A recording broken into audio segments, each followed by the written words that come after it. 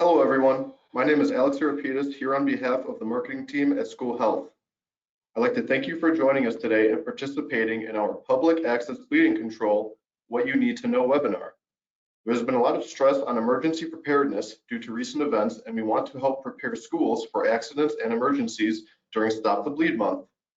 Joining us today is Chris Hoyne. Chris is the Director of Community Preparedness for North American Rescue and brings 25 years of experience in fire and EMS. We appreciate Chris taking the time out of his busy schedule to be with us. We would also like to thank each of you for joining us as well.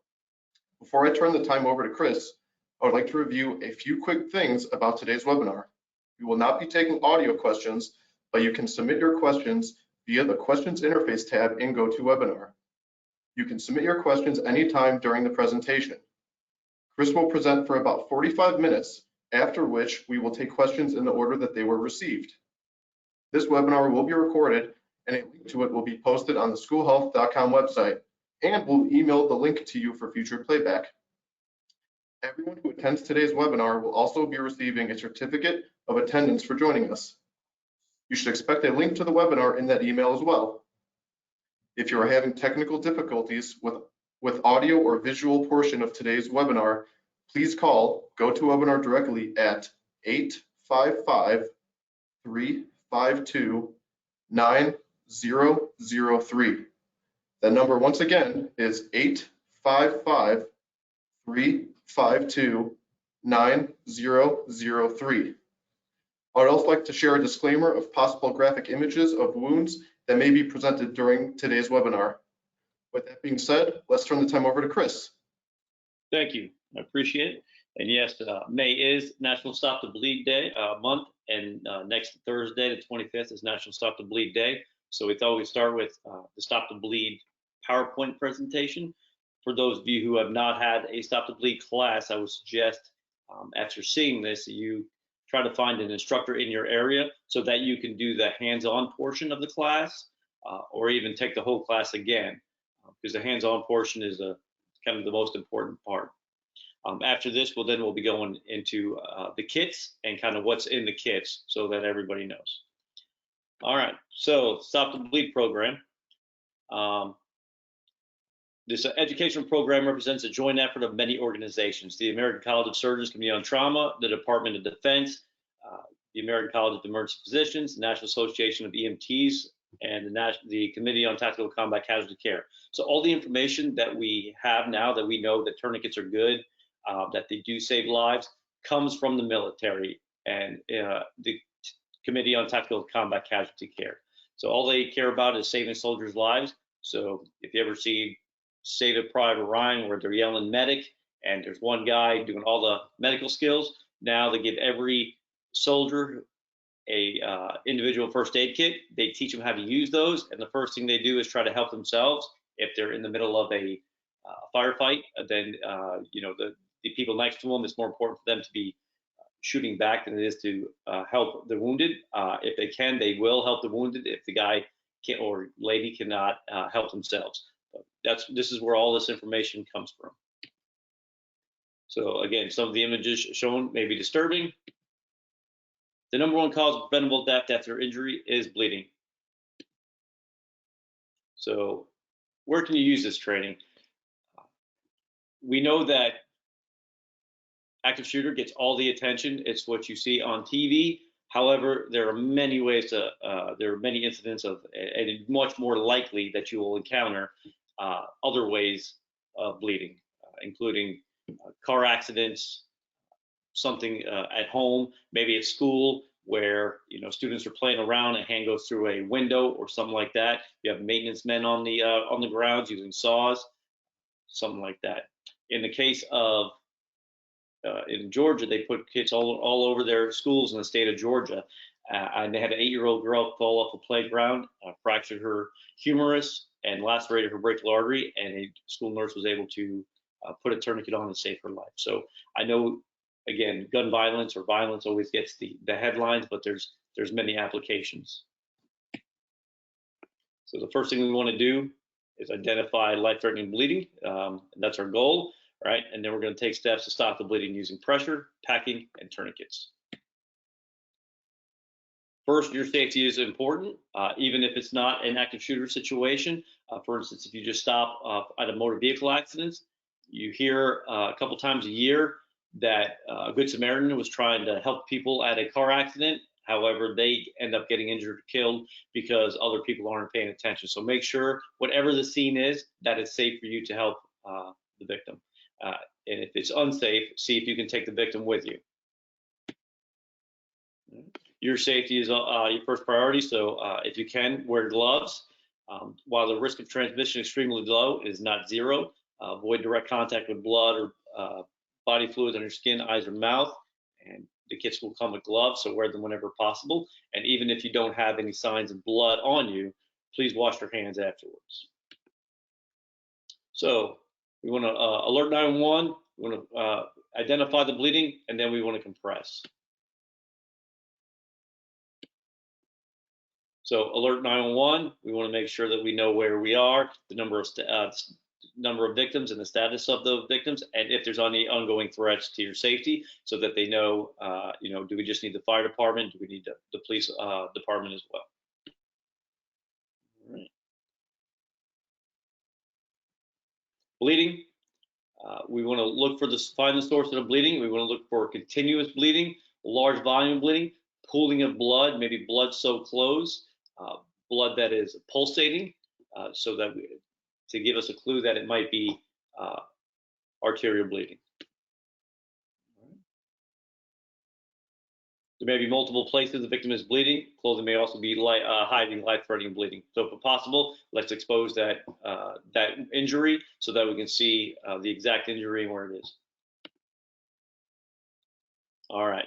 So the arms and legs, this is where we're bleeding, and we can use direct pressure, wound packing, and tourniquets on our extremities. We want to start with the lowest and kind of move from there. If you have multiple patients, the tourniquet will be the fastest way. If you see our little, the middle guy, that's our necks, armpits, and groin. These are called junctional areas. And what we can do there is we can hold pressure or we can pack wounds, and we'll talk about packing wounds. Then the third location where you see the red, and this, even though the patient is facing you in these little cartoons, it also goes to the back as well. So in the chest and back, there in the red, there's not a lot we could do there. The patient needs a trauma center. Even myself as a paramedic, if I come up, the best thing I could do is identify that they have an injury to that location and they need to get them to the trauma center as fast as possible. So for you, best thing you can do is identify it and then tell the first responders that come, so they can get rapidly transported. All right, and compress. So we want to apply direct pressure to the wound, focus on the location of the bleeding. We start with pressure, use a small amount of gauze material just to cover the wound.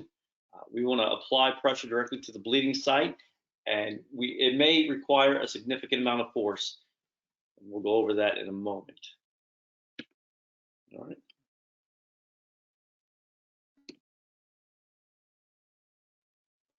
So this is her injury. She doesn't have any gauze, so she is going to grab a shirt, and she's going to put it over the wound, and she is just going to put pressure on it. And notice that she's using her hands, like using her palm of her hands and actually squishing real hard with that with her hands, and then we don't want to peek either. We don't want to keep lifting it up to see if we stop the bleeding.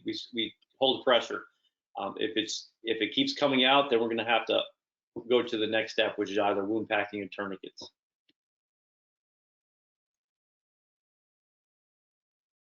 All right. So for compressed packing, large wounds, superficial pressure, for large wounds, superficial pressure is not effective. If bleeding is deep, wound pack gauze tightly into the wound until it stops the bleeding. Hold pressure until help arrives. This is my favorite slide when we're talking about wound packing, because we see at the top right picture, that's what we're going for. We're going to put that gauze into the hole, into that wound, and we want to fill it all the way up so that when we're holding pressure, we're actually getting that pressure to the source of the bleeding. And once the bleeding stops, do not check the wound. Keep holding pressure until help arrives. All right. So this is wound packing.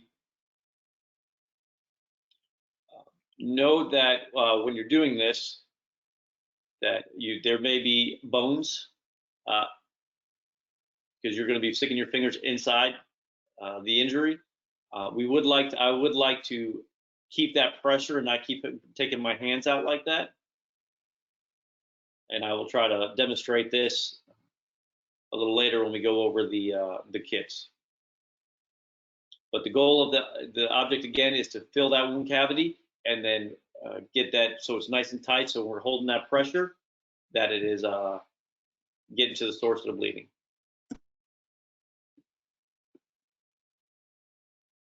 All right. Packing. We can pack in the.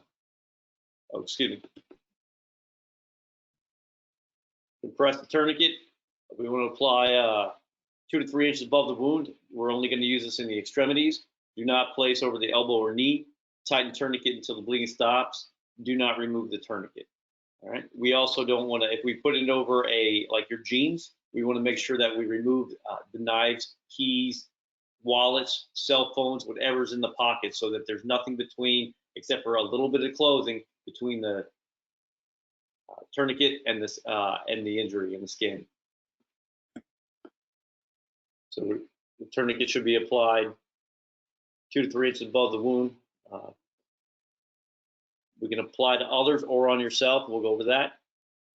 We said it can be applied over clothes. Tourniquets hurt. It does not mean you did it wrong. All right? And a second tourniquet may be required to stop the bleeding. For those folks with larger thighs, that may be where you need that second tourniquet to stop the bleeding. Okay, and you're going to put it a little bit higher and right next to the other tourniquet. And I'll show you this again when we go over the kits.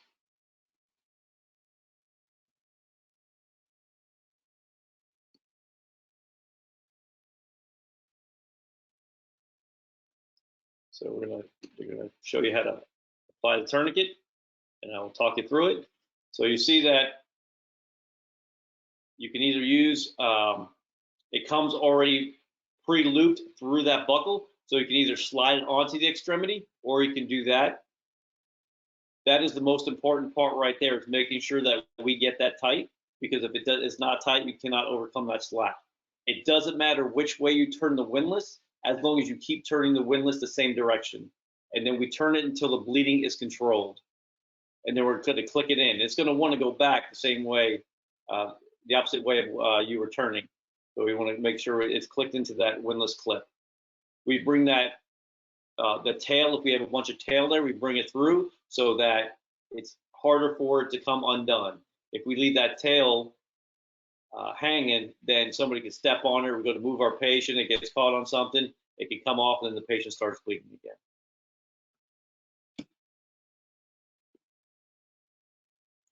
All right.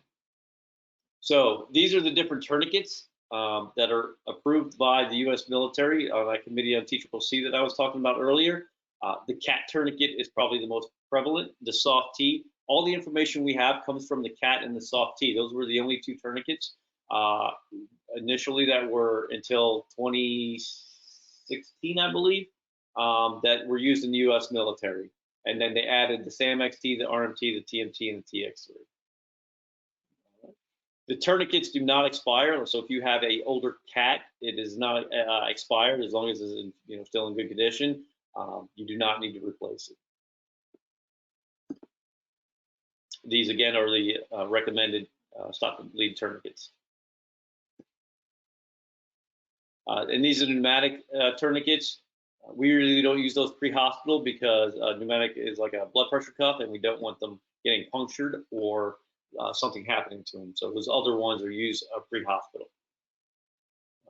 Bleeding control in children, and all but the extremely young child, the same tourniquet used for adults can be used in children. I get this question all the time.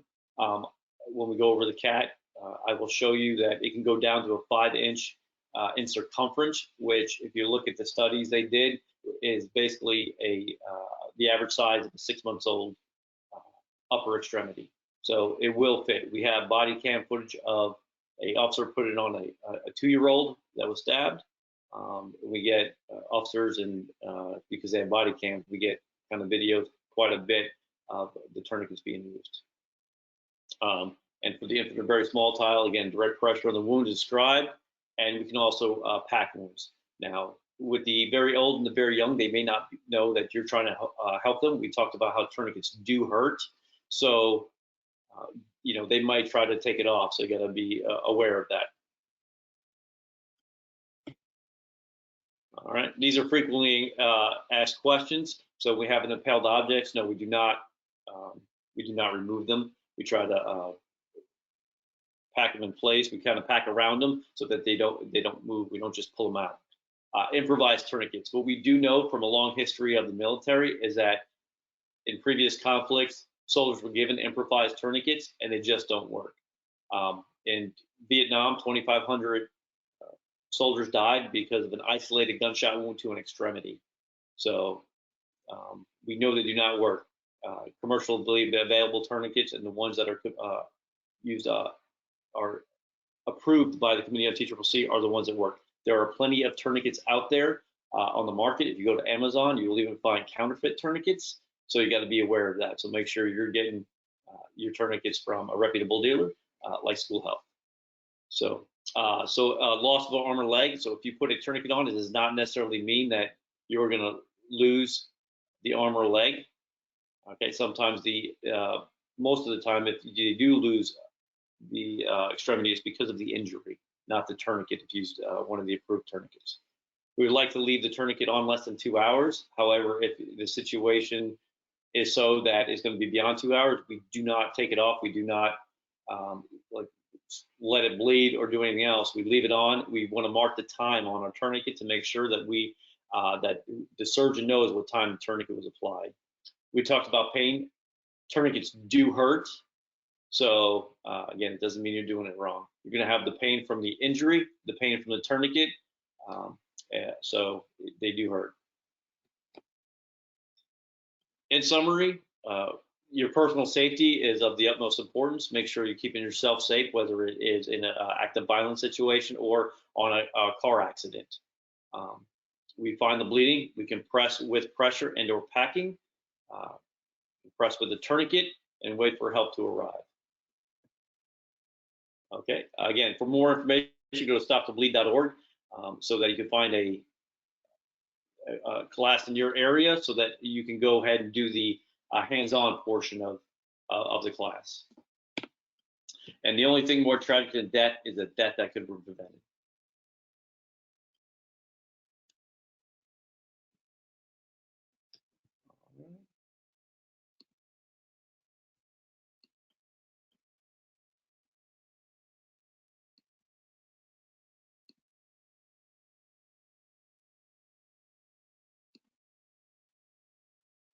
So I just want to check here, Alex, that you cannot see my screen anymore and you can just see me. Correct, we only can see you. Okay. It's just very weird talking to all these people and all I can see is myself. So what we want to do now is we want to go over the kits and what's in them. So the kits that we sell for the bleeding control that School Health sells here, bleeding control in a red nylon. The same kits can be found in a vacuum seal. We sell 3 different versions: a basic, an intermediate, and an advanced bleeding control dressing. So you can pick your bag.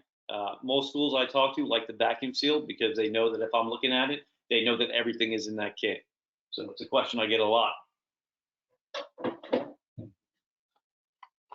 So first thing you see is we have the instructions. So hopefully, if somebody opens the kit and they have not taken a class, they're pretty easy to read. I'll show you. Every kit, so your basic kit is going to have the cat tourniquet, a pressure dressing. We have the gauze. Here is a wound packing gauze. It's a non-hemostatic gauze. So hemostatic gauzes, I think I'm going to skip that slide. Hemostatic gauzes have if it's quick clot, it has a clay mineral on it. And there's other versions out there, Catagauze, Celox, and they have they work in a different way. They have chitosan, but basically, if you get it to the source of bleeding, they help promote clot. Okay, so in the basic kit, they are non-hemostatic, but it is like a tighter knit gauze so that you can pack the wound, and just like in the video, and then you can hold that pressure. There is no expiration date on these. On the cell locks in the quick lot, there is a 5-year expiration date. So again, schools like the no expiration date because it's less expensive, and you don't have to worry about replacing them. So we have a pair of gloves here, we have the blanket, we have a marker, and then we have a pair of shears in the back. So we'll kind of go over the kit. So shears are obviously self-explanatory. Again, if the scene is safe, we want to expose the wound so that we know that we're getting to the source of the bleeding. All right. For the tourniquet that's in there, we have the orange cat. I get questions on all the time about there's 3 different colors of the cat. Why? So pretty much fire, EMS, civilians, we all want to know that it's bright orange, and we put that cat on, and everybody knows that we put a tourniquet on. The black ones, you'll see police officers wear it on their duty belt. The military, because they don't want something bright orange, because they might have to, they might be working at night. They don't want somebody that giving them away, right? So they want the subdued colors. The blue one is a training tourniquet. It's a fully functioning tourniquet. I can take it out of the package, save your life, but we do call it a training tourniquet. Before we had the training tourniquets, we would just teach with the black ones. And then what happens is I start with 20 and I end up with 16 every time. So people would take them because they look cool. You don't have that problem as much with the blue because everyone knows that blue is a training tourniquet. We never want to use a tourniquet that we use in training on an actual patient. Okay. So you saw in the video, again, this is the loop. You saw in the video how they routed the buckle, right? So if I have a limb entrapped, I can undo it and then route the buckle. For pediatrics, talked about how small this can go. All right, we see how little that extremity is there, and we're still able to turn it. All right, I'm gonna again go over this. If I'm putting it on myself, I have my injury here, so 2 to 3 inches above. I'm gonna put it on. I'm gonna pull it toward my heart. This is the most important part, is making sure that we get all the slack out of it. If I don't get the slack out of it and I leave this loose, right, I will never be able to turn this windlass enough to overcome that slack, and I will never control my bleeding. So I need to make sure that I crank that down. I bring this around. I leave it short so it's not in my way. I turn this until the bleeding is stopped. There's not one answer. Do I turn it a half a turn, twice, 3? It just depends on the injury and how tight you made that first snug pull, right? So again, tourniquets hurt. We talked about having this large tail here, so with this long tail. So we want to make sure that we bring this through. We're going to pull it across, and then we're going to mark our time with our marker. The reason why I do this, it's a lot more secure. Okay, if we leave this hanging back here, and then this gets caught on something, I step on it, now we just lost a tourniquet and our patient's bleeding again. So.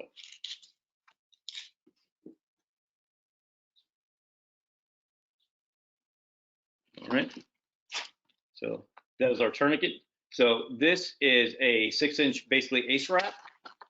It is called our emergency trauma dressing. So this is what it looks like when you take it out of the package. It says other side toward wound. We take it out of the package. We have a pad there. We just put this on the injury.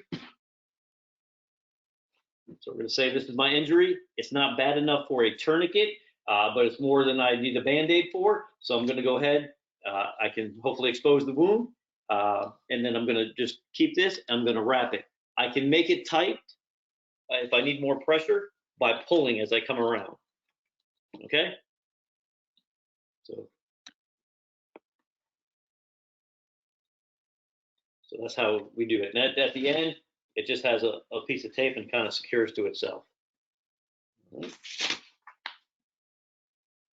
It also has Velcro on it so that if I did drop it while I was placing it on, that it won't go, it won't all the way unroll like HRFs do.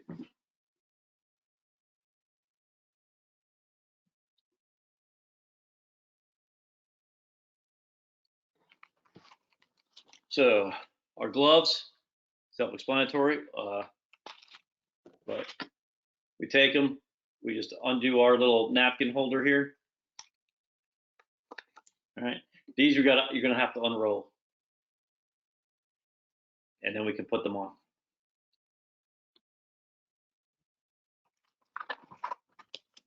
Now this is our gauze, our wound packing gauze that does not have an expiration date. This is what it looks like when it comes out of the package. It is Z folded, if you see, so that it's easy to pack the wound with.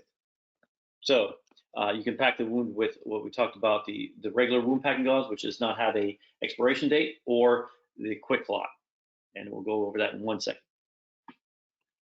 So in the basic version and the intermediate, you're going to have 2 wound packing versions, 2 wound packing gauze, and then the marker, which we can mark our time. And then we have our survival blanket, which is just a little blanket we take out, and after we controlled our bleeding, we can put our patient in a recovery position, and then we can cover them up. And the reason for this is when your patient gets cold, hypothermic, their body doesn't clot. So that's the reason for this. So we just take it out, unravel it, and then we can put it on our patient. If we have a patient on the floor, we'd like to, on the cold floor, maybe like to put something underneath them and then cover them up with the blanket and try to keep as warm as we can. When we talk about hypothermia, it does not mean that your patient is ice cold, doesn't have to be freezing outside and live in Florida. My patients can get hypothermic. They're bleeding, they're in an air conditioned building, and they're laying on the cold floor. So, or even outside. So that is the basic version. When you go to the intermediate, you're going to add chest seals. Okay. When you have chest seals, you'll have 2 of them, entrance and exit wound. So the chest seals do have a 5-year expiration date. This is what they look like. This is not in the Stop the Bleed program unless you live in Texas, in which case in their schools, they have to have chest seals in it as well. So there's actually a Texas version of Stop the Bleed so that they have chest seals. However, we do sell a lot of kits because people want chest seals. So if you can see it, it's just a sticker. I said there is a 5-year expiration date. This is a water gel, so it dries out after 5 years, so they do need to be replaced. So it's a vented chest seal. So all we're going to do is there'll be a little piece of gauze in here. If I'm shot here or I have a penetrating injury of some kind, I wipe off the blood, I peel off. You have to expose the chest and then just stick it on. Right? We just peel it off and stick it on.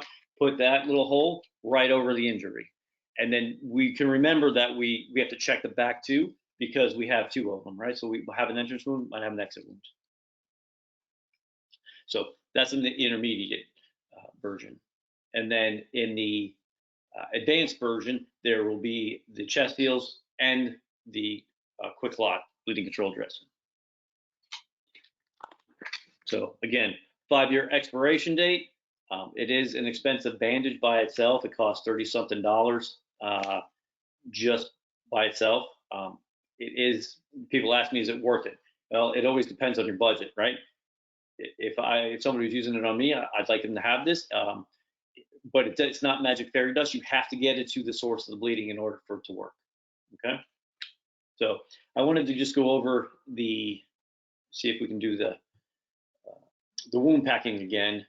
And I'm just going to use the wound packing gauze here and see if we can do this. So this is my injury. I'm going to take my gauze here. What I'm going to do is I'm going to ball it up at the end. I'm going to find the source of the bleeding. So I stick my gloved hand in here and I find the source of bleeding and I put it in there. And then in the video, she was kind of doing this. I like to hold that pressure in there, and then you're going to pack around it, right? But what I don't want to do is take my hand ever out. So I'm going to hold that pressure, and eventually I am going to move my fingers. Otherwise, what's going to happen is I'm going to end up with a hole where I take my finger out and everything else is packed around it. So we do have to move our fingers, but we want to get this really packed in here. All right. And it is kind of a skill you want to do pretty fast. And then once we got it all the way full, we can see that it's coming up. It's pretty tight in there, right? And that way, when we hold our pressure, we want to actually hold pressure and use our palms of our hands. Okay. And then actually I would be standing up and putting that pressure on. So, so that's what's in the kits. Another question I get is how many I have this many students, my campus is this big, how many do I need? And there's really no right or wrong answers, right? Because everybody has a budget, and that's usually where you start, right, is with your budget. I'm trying to do this. But I'll tell you the different options we have. So we have the individual kits in the vacuum sealed and the red nylon, right, that we showed you. We have these individual cabinets that can mount on the wall. People ask me, do I put them around the school? Do I put them just in one place? Again, it depends on your budget. I'm a fireman, so I like to think of them as fire extinguishers. So no matter where I am on campus, I can get from the patient to the kit back to the patient in order to make a difference. So you can bleed to death in as little as 3 to 5 minutes. I have a video from another country where somebody gets shot, police officer shoots somebody, and they are unconscious in 31 seconds. So it's really important. Time is of the essence. We want to make sure people can get from the kit, from the patient to the kit back to the patient. When you're thinking about active shooter, we sell a 5-pack and an 8-pack in stations. The little 5-pack comes like this. We have an 8-pack that you see in there, and again, they can come in the station.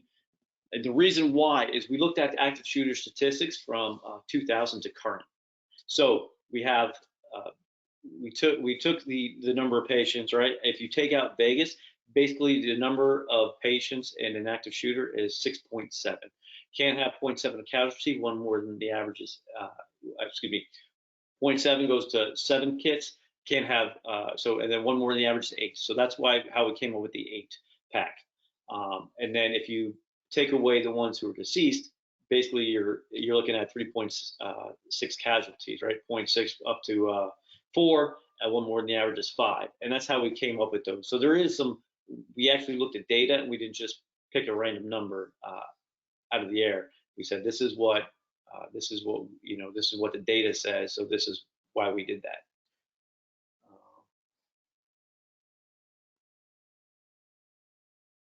So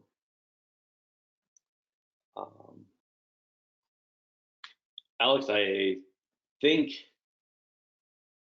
Okay, yeah, thank you, Chris. That presentation was very thorough and covered a lot of information. We appreciate you sharing your knowledge and experience with us.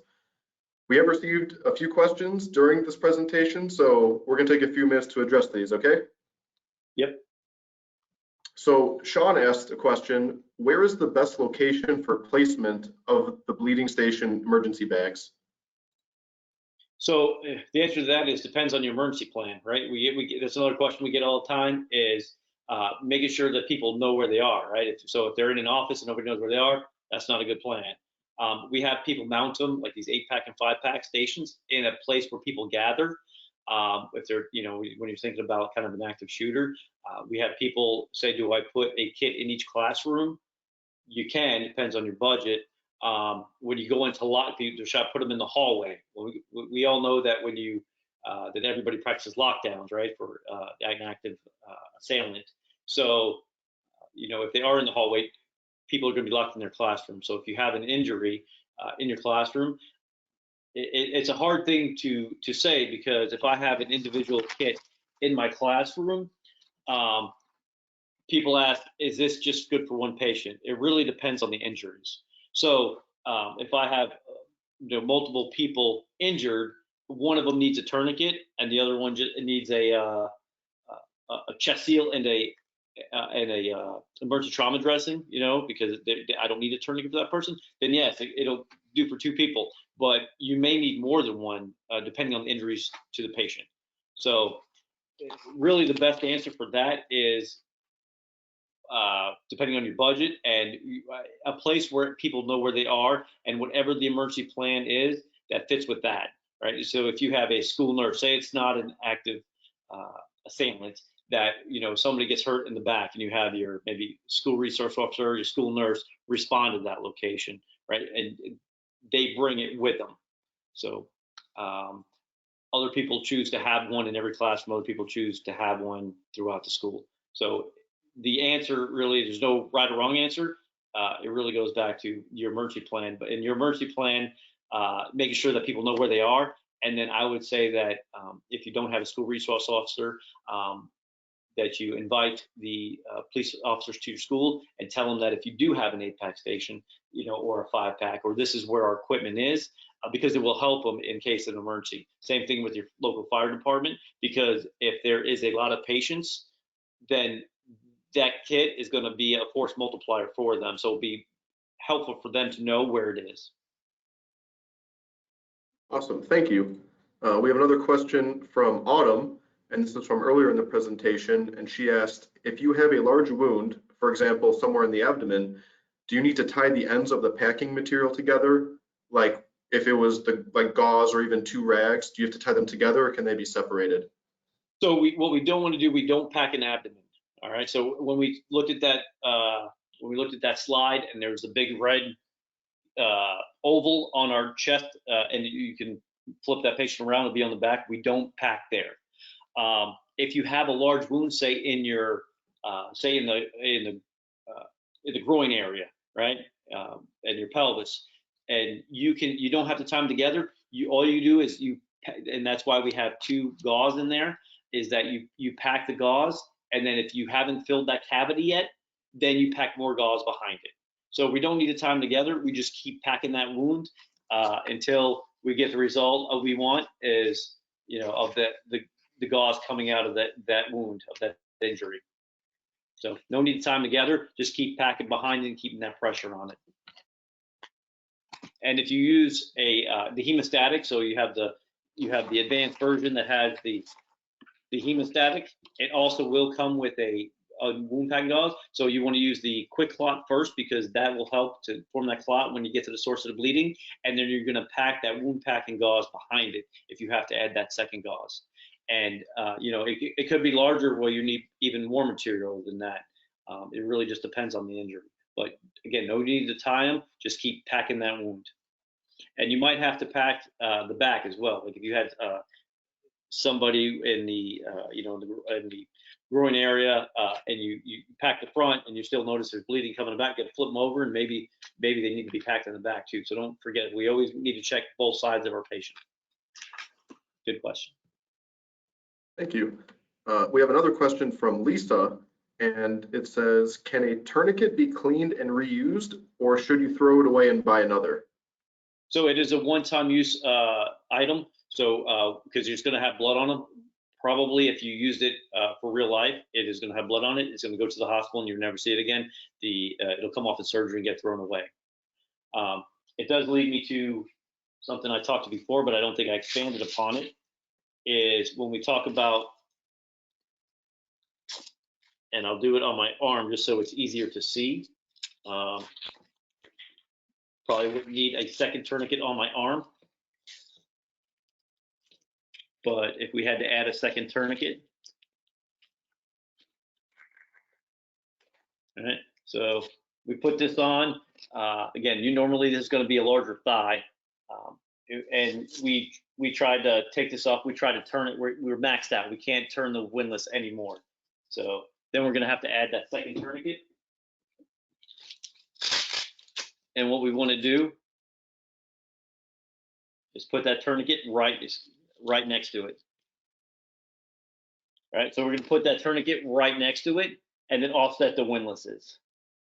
Because what happens is I don't want the windlasses hitting each other, And what I don't want to do is leave space in between there, because it's going to cause injury to the space in between the tourniquets.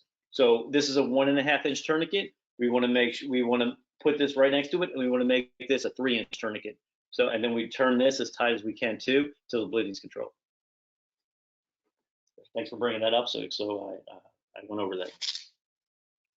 And somewhat of a similar question following up on that from Valerie asks, can you clarify where you should place the tourniquet when the injury is close to an elbow or a knee?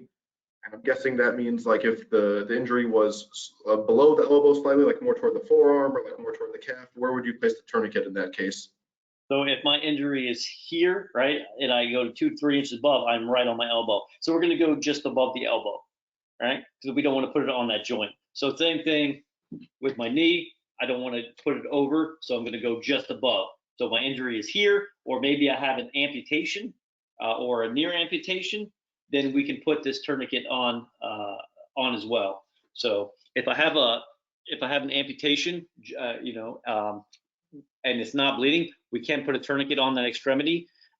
Again, just above. If it's just below the knee is the amputation and it's not bleeding, we want to still put that tourniquet just above the knee and tighten it up. So, because what's going to happen is your vessels, what they do is they constrict and they constrict and try to save your life, and then after a little bit, they're going to start relaxing and you're going to start bleeding out. So even if it's not bleeding now, you could put a tourniquet on preemptively and put it on there. But we're going to put it just above the elbow or a knee. So never put it over a joint. So. Fantastic. And another similar question of an injury, a question from Amber asks, in a school setting, what is the best way to treat an open fracture? So, so probably you're going to call 911, and then really you're probably not going to do much for that open fracture unless they're bleeding. Like in the case of the school, the child that fell off. So you're going to have to hold pressure, put a tourniquet on it, and then you're really not going to probably do much to the open fracture. You just make sure they're stable, everything is fine, just wait for medical professionals to arrive? Yes. Fantastic, thank you. You talked about this, you actually used this and showed it on camera a few minutes ago, but a question from Autumn asks if quick clot can be used on students in schools. So yes, the quick clot can be used it's on children. So any of the hemostatics, quick clot, cell locks, catagons, they can all be used safely in children. They work different mechanisms, but they still work on children. So basically, they're helping form that clot at the source of the bleeding, as long as we get it to the source of the bleeding. And another similar question about students or ages of students. A question from Julie asks, is there any age restriction for applying the different type of tourniquets? No, and there's no, like the CAT does not have a pediatric tourniquet. Again, it's used from your older patients to your young patients, and we really don't need most of the time that pressure that we use on a child, because they're going to have a smaller extremity, right? And if I have an isolator, I can just grab it and hold that pressure. If I use a good pressure dressing, a lot of times I can control that bleeding. If I pull it real tight and kind of use that pressure dressing as a kind of light tourniquet. But there is no, you can use a tourniquet as long as it fits. And again, that when you look at the study, the CAT tourniquet goes down to a 5-inch circumference, which is about the upper extremity of a 6-month-old. So there is no age for it. I know that when I've spoken to some people, they have said that they had some trouble putting a tourniquet on a very small patient. I wasn't there, so I don't know if it's a lot of people not used to treating pediatrics, and then now you have a very severely injured pediatric. But so the tourniquet should work, or a good pressure dressing. Again, you start with the direct pressure because we can really grab onto it, right, and hold it, and then If we need to, we can escalate. And again, you can wound pack in an extremity too. If you don't have a tourniquet or you couldn't get it to work, you could pack that wound in the extremity as well. And then following up on that too, we had a couple of questions from we had a question from a few attendees asking if it is appropriate to use the blue training tourniquet in an emergency if there are no other solutions available. If the blue training tourniquet is the only thing you have, is it okay to use that if it's an absolute emergency? So if you opened it up out of the package, sure, no problem. What we don't want to do, and I'll tell you why, is because what happens, I know I use my training tourniquets over and over and over in training, and I'll get hundreds of uses out of them. What happens is we really want to avoid ever using a tourniquet we use in training. The way this works is there's an inner band that goes all the way to the end, and as we turn it every time, it kind of loosens that up and stretches it out, so we may not get the pressure we need. So we would not suggest using a training tourniquet that has been used over and over in training for a patient, because there is a failure point to every item. We have people who put these on like hard mannequins, and they turn them and turn them and turn them, and there have been failures when they're putting it on then they call us and say, hey, my tourniquet broke. Well, yeah, because you could never turn it that much on a patient. They would not let you do that, because you can keep cranking it down on a mannequin, and the mannequin doesn't yell or scream or punch you. However, and then again, that's going to that inside band that's stretching that out, and basically the answer is we should avoid it at all costs. And then there's a failure point to everything, and if we use this so many times in trainings, that might be the time that it has a failure, because we've used it over and over and over in training, and now we're putting it on a real person. Thank you for that explanation. We have a question from Tara, and she asked, I get asked a lot if there's a situation where there are two people responding to a victim. If one responder is packed and is applying pressure and the victim is still bleeding, could the second responder attempt an improvised tourniquet? So they could. What we do know is if you've packed that wound well, maybe if the patient, they said that the first person packed the wound and is still bleeding. Was that the scenario? Yeah, yes, it was. Okay, yes, it was. I would then use more packing and get that tighter and hold that pressure harder, because you're more likely to have success with that than an improvised tourniquet. We know that improvised tourniquets don't work. We know from the military. We know they're hard to make. Can you make them and make them work? You can. I mean, people have, but but most of the time, they're going to fail. And when we talk about tourniquets being safe and effective, we know that because in the military, we gave guys and girls a 1.5-inch tourniquet with a windlass, right? So if I use a bungee cord, right, and I wrap it around, you may indeed stop the bleeding.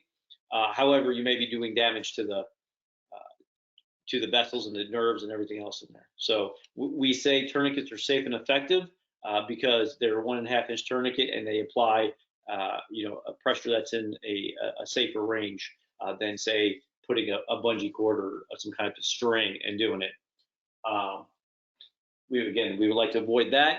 If that is all you had, and then you want to save the life, and see what happens to the limb. So we would rather save the life than, and then it's up to the surgeon to see if he can save the limb. But again, it's not safe and effective to use an improvised tourniquet, and studies show that. Switching gears away from tourniquets, we have a couple questions about the chest seal. The first one is from Shana, and she asks, do we apply the quick clot before the chest seal?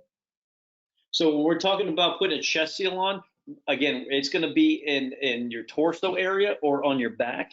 And again, in our diagram of our red guy, we don't pack here. So we're never gonna put a chest seal over wound packing. So what happens is if I have an injury, a stab, shot in my chest, a lot of times they're not really bleeding, because what happens is they're bleeding on the inside. I had a lady who was shot under here, and I did not know why she was in cardiac arrest, because there was no blood at all on the outside. And when she did, she fell and kind of that happened. And then, as I'm trying to assess her and I move her arm up, I see the hole, and I put a chest seal there. But normally here, you're not going to get a lot of the blood most of the time. And that actual injury was actually, the bullet was in her heart. So there was a lot of bleeding, but all on the inside, because it's all collected in here. So we do not want to pack the torso or the back. In that box, we want to say that, okay, there is an injury there. We put a tourniquet on it. Excuse me, I'm sorry, a chest seal on it. And then we check whichever one we find. If they're laying down and we find it on the back, we want to check the front. If we find it on the front, we want to check the back. So we just wipe it and put the chest seal on. And again, that's what it looks like. So. And then again, with the chest seal, a question from Carol asks, can you explain the hole in the chest seal? So it's not actually a hole. What it is I'm pulling it off here. What it is basically a chamber, right? So if you can see here, you see how there's stickiness here, but there's no stickiness in the middle. So here, it's not sticky, right? So that's going right over my injury. And so these chambers are going to let air out, but not let air in. So again, there's no hole. There's just the part that has no stickiness, we want to put that right over the injury, if you can see that. So stickiness here, but not in the middle there. Awesome, thank you for the explanation of that.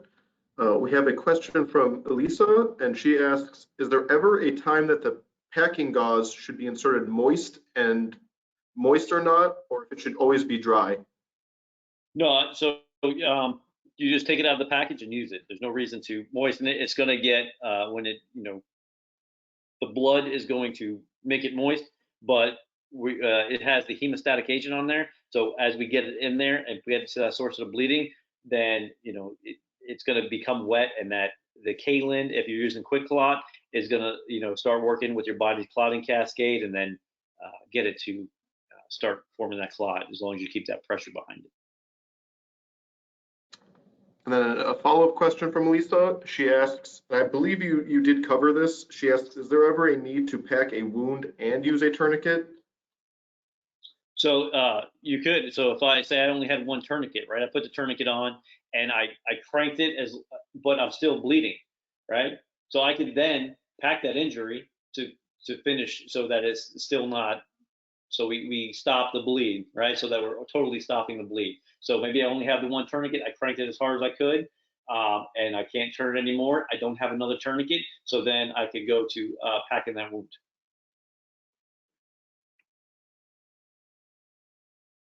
And speaking of the equipment in these kits, Lindsay asks, is there a guideline for what products expire and need to be replaced in these bleeding control kits?